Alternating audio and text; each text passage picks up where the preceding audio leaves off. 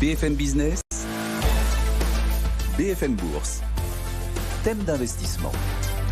Oui, parce qu'on vous propose aussi régulièrement des thématiques d'investissement d'avenir en bourse. Ronnie Michali nous rejoint, le PDG de Financière Galilée. Bonjour Ronnie. Bonjour Guillaume. Bienvenue, vous proposez carrément un codex des thématiques, une série de thématiques d'investissement en bourse que vous jugez porteuses, ces thématiques prometteuses, parce qu'elles remplissent un certain nombre de critères à vos yeux incontournables. Aujourd'hui, la thématique prometteuse que vous avez choisi de mettre en avant, luxe et lifestyle, elle remplit cette thématique, elle coche les cases des 4 critères fondamentaux à vos yeux. Absolument, vous venez de parler de LVMH, Guillaume. On considère, nous, que la thématique luxe et lifestyle, elle mérite totalement d'être dans le codex des thématiques, puisqu'elle est structurelle, elle est internationale et elle est transversale. Alors, pourquoi elle est structurelle ? Déjà, elle est portée par 3 méga-tendances essentielles. La première méga-tendance, c'est la croissance démographique par essence. La deuxième, c'est l'exode rural et l'urbanisation.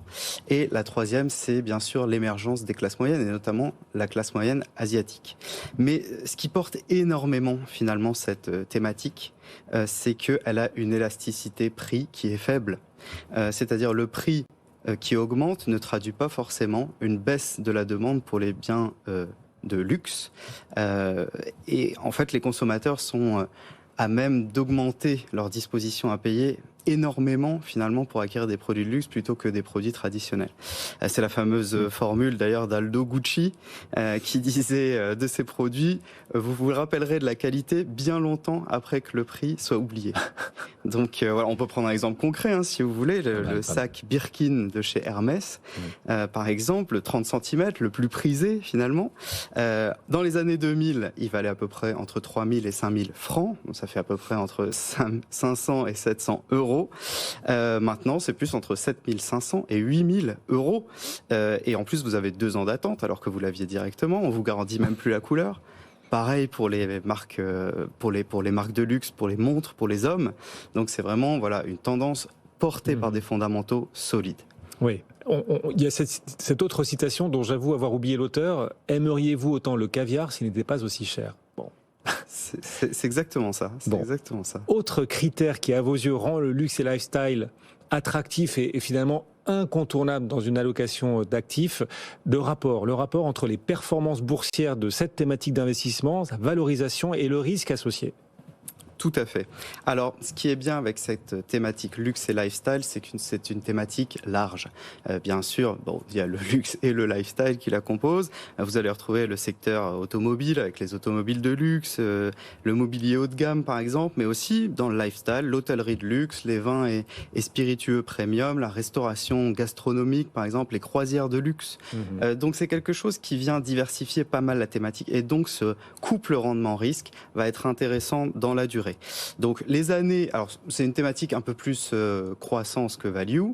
Donc les années croissance, elle a bien performé, plus 29 en 2019, plus 18 en 2020. Donc ça c'est des années assez croissance. Plus 18 en 2020. Plus 18 en 2020 selon notre indicateur thématique Galilée sur le luxe et le lifestyle. Donc un indicateur qu'on a créé spécialement pour suivre cette thématique. En 2021 qui est une année value. Plus 26, donc c'est quand même une belle performance. Et l'année dernière, moins 20, donc en ligne à peu près avec la moyenne des valeurs croissance. Par contre, sur le PER, donc sur la cherté, on était à 28 en janvier 2022, on n'est plus qu'à 20, donc ça fait quand même un point d'entrée assez intéressant. Par contre, attention, ça a déjà progressé de 11% depuis le début de l'année. Ça va vite. Ça va vite. Maintenant, je peux vous dire aussi que c'est une thématique assez centrée sur la France pour une fois, avec les principales positions qui sont dans l'indicateur thématique, qui sont LVMH et Hermès, bien sûr. Et c'est une thématique assez ESG. Donc ça, c'est bien pour les investisseurs qui veulent se placer sur des investissements responsables, avec 8,2 sur 10 pour la thématique, versus l'indice de référence MSCI World qui est à 7,9 et la valeur... Il est sympa votre index, 7,9, c'est gentil. Oui, c'est un indicateur vraiment large. Oui. Et la valeur qui a la meilleure notation ESG, on peut faire un petit cocorico, c'est Hermès avec 9,1. Bon, c'est une belle note. Vous êtes sympa sur cet indicateur, Oui. je trouve, Ronnie. Non, mais c'est intéressant. C'est votre vision, le codex des thématiques, donc, et cette thématique luxe et lifestyle qui, à vos yeux, mérite pleinement sa place parce qu'elle est structurelle, internationale, transversale et le rapport valorisation-risque est, à vos yeux, favorable, peut-être encore plus depuis que, après l'année 2022, les valorisations se sont un peu cassé la figure sur ces valeurs de croissance dont font partie les valeurs du luxe et du lifestyle. Une fois qu'on a dit ça, il faut quand même rentrer dans le détail et peut-être les fondamentaux. Quels sont les principaux points forts pour les investisseurs? Alors, les points forts, indéniablement, le pricing power de ces valeurs. Vous en avez parlé tout à l'heure. On peut peut-être passer au deuxième, qui est la révolution digitale, avec de plus en plus ces valeurs qui ont recours à des influenceurs, aux réseaux sociaux. Ça vient rajeunir finalement la clientèle. On achète du luxe de plus en plus jeune et ça vient bien sûr favoriser le chiffre d'affaires de ces marques et ça leur ouvre des horizons et des perspectives en termes de publicité et de marketing qu'elles n'avaient pas avant. Et puis, on a bien sûr l'émergence des classes moyennes.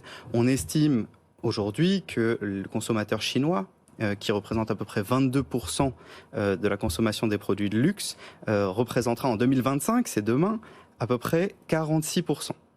Donc, wow. Vous pouvez répéter, c'est absolument dingue, on peut le répéter.